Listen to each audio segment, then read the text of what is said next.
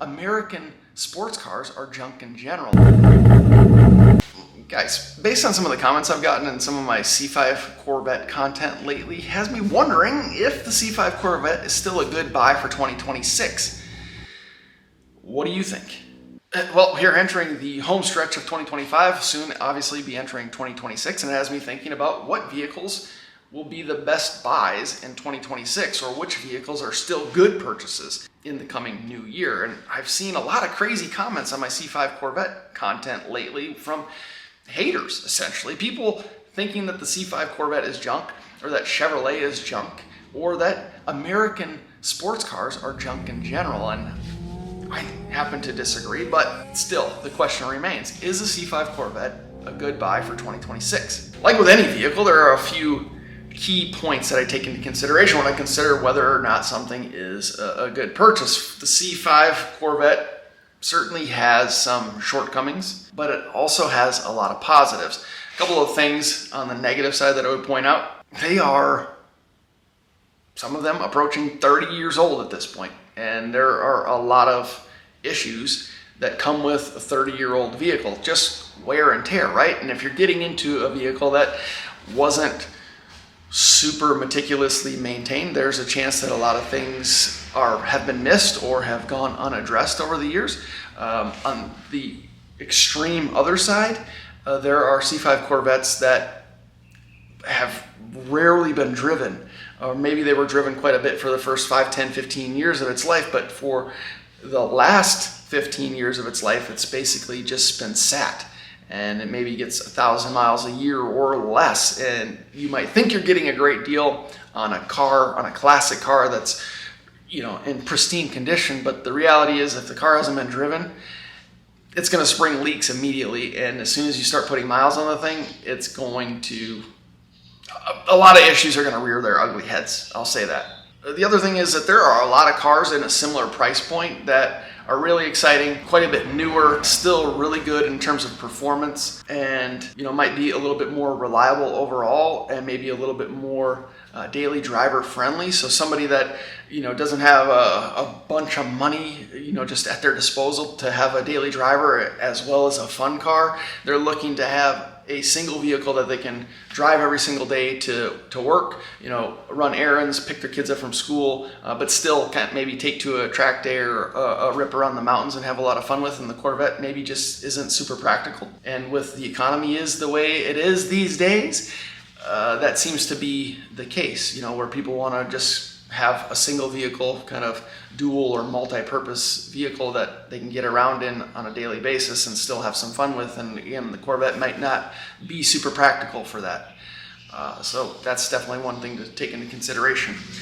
But I gotta say, overall, I think the C5 Corvette is still a massive bang for the buck in terms of performance cars that are still available. Yes, they are 30 years old, but there's a bunch of them out there that have been really well maintained, have been kept up with over the years, and are still super reliable. You gotta consider the LS1 is a fantastic platform. It makes great power, super reliable, super durable, and there are a ton of supporting modifications, a ton of options out there in terms of upgrades, maintenance items, replacement parts, original equipment parts, so maintenance wise, they're pretty easy to keep up with. Upgrade wise, there's a ton of options out there for you. And of course, you can make a bunch of power with the LS1 without breaking the bank.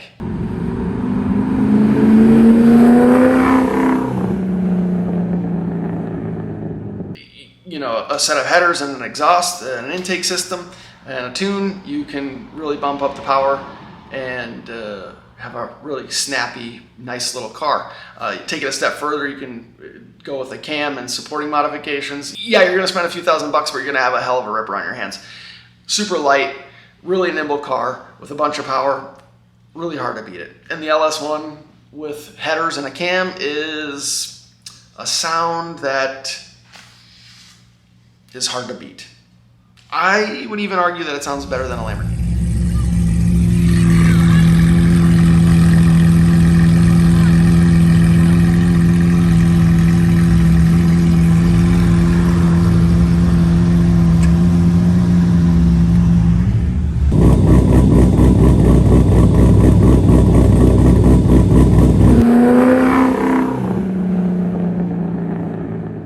thing to consider, and probably the most important thing to take into consideration, is overall value, bang for the buck, right? So what prices are we looking at for a C5 Corvette? Now, obviously, what year to look at is a totally different topic of conversation, and maybe we'll do a buyer's guide video coming up here, but I think just generally speaking, between $13,000 and $15,000, you can get your hands on a really nice, clean, relatively low mile C5 Corvette.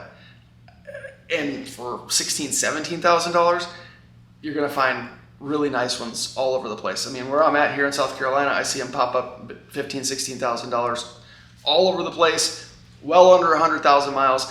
Many of them already have a nice set of headers and an exhaust system on there. Chances are they're already going to have a decent set of tires and probably a different new set of wheels. Some people are purists and like stock wheels, but there's some really nice wheel options that people have chosen to go with over the years. And I guess that's sort of a benefit for having an older vehicle. People have kind of cycled through them, tried new things, installed all the upgrades already. So you're getting a potentially well-maintained, nicely taken care of C5 Corvette in good condition with some, tasteful modifications and upgrades. So you're getting a ton of car for the money. Really, I can't think of any car actually on the market that could compete with a C5 Corvette for $14,000, $15,000. Well under $20,000, we'll say that. I mean, really, there's nothing. I mean, you go to a 996 Porsche 911. I mean, we're looking at $25,000 into the $30,000. It's not as good looking. It's not as fast. It doesn't sound as good, and you're probably not going to compete with a C5 Corvette on the track, depending on the driver, right? And reliability is not even close. To get similar performance, you're probably going to look at a 997 Porsche 911, right? And now you're looking at $45,000 or more for something that's going to hang with a 30-year-old C5 Corvette. Still going to be underpowered, still not going to sound as good, still going to be less reliable. Cost of ownership is going to be significantly more for the Porsche. So yeah, for 2026, C5 Corvette, absolutely a hell of a buy. But I want to know what you guys think. Let me know in the comments below. What do you think? C5 Corvette's still a good buy for 2026? Appreciate you guys watching. More stuff coming for the channel. If you stick around, subscribe if you haven't already.